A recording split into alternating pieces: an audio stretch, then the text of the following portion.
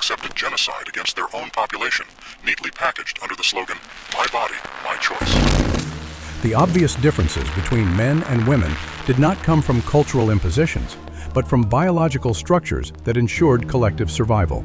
Strength, endurance, and a willingness to sacrifice made men the natural shield of society, in contrast with the woman's innate and irreplaceable capacity to carry and nurture life. This complementarity produced stability for millennia, allowing humanity to survive wars, famines, and collapses. Today, narratives that preach equality portray this structure as an arbitrary construct to be demolished, seeking to dissolve the roles that sustain the species and replace them with political fictions detached from reality. Gender ideology, by denying natural biological differences, fragments our understanding of human identity.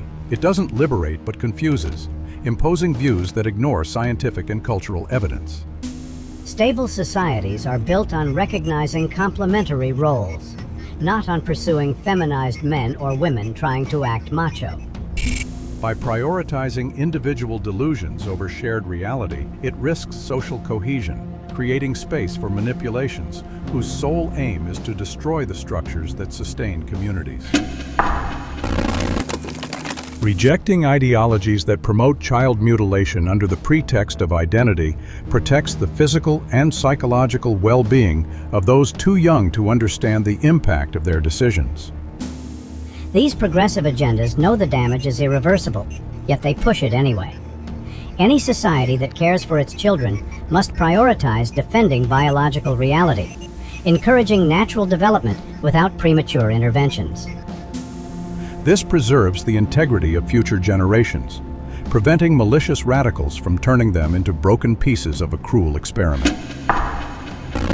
The agendas that push for the destruction of motherhood and the family under the disguise of women's liberation create deep social instability, striking directly at birth rates and at the pillars that hold communities together.